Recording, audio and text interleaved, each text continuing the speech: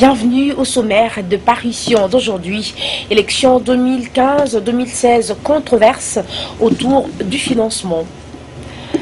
Le calendrier global en œuvre, élection Athanase Matenda à la conquête du Maniema, titre La prospérité.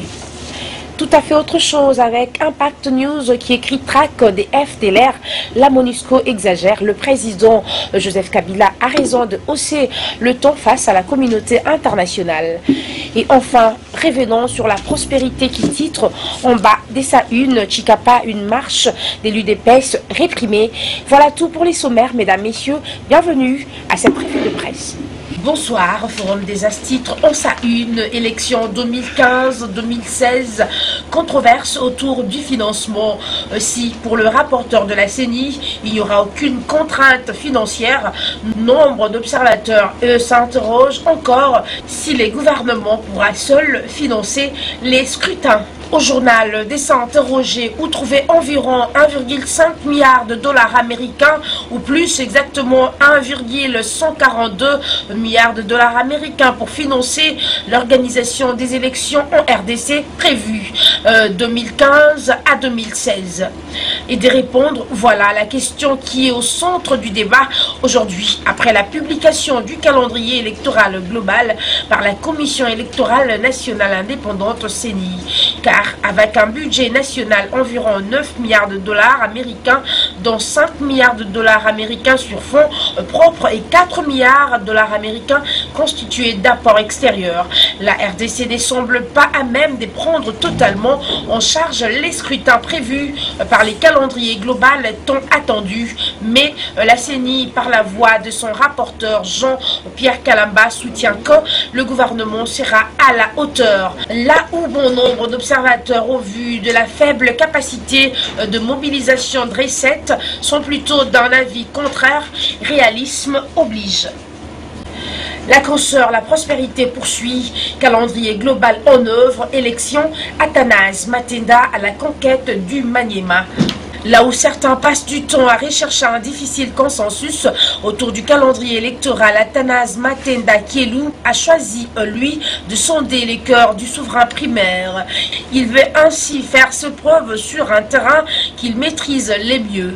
Le Maniema, depuis le week-end dernier, en effet, il a fait la ronde à Kindu, Pangui, Kalima et dans ses environs, où il mobilise la base de la nouvelle alliance des démocrates, NAD en sigle, première force politique de la province en vue des prochaines élections.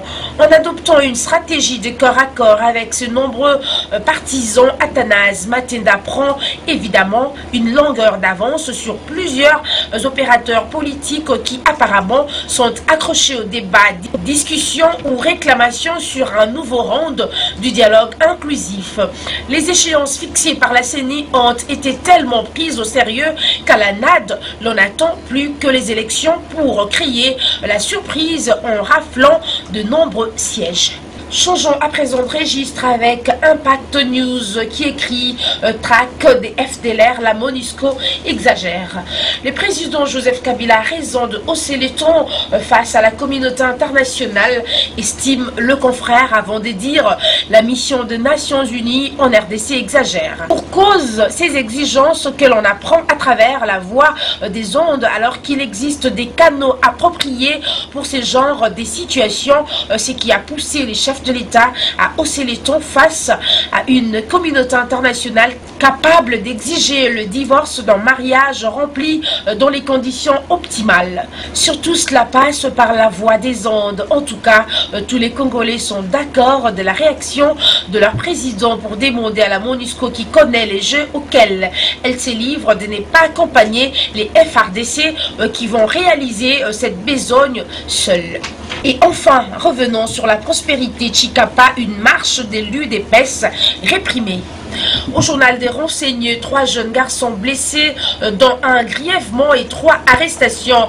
C'est les bilans de la marche pacifique de l'Union pour la démocratie et les progrès sociaux, fédération de Chikapa au Kasaï occidental.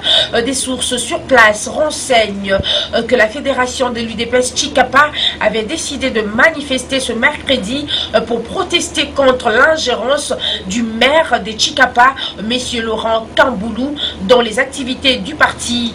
Cette réaction était consécutive au refus de ces derniers de laisser les combattants de l'UDPS commémorer le 33e anniversaire de leur parti le 15 février dernier.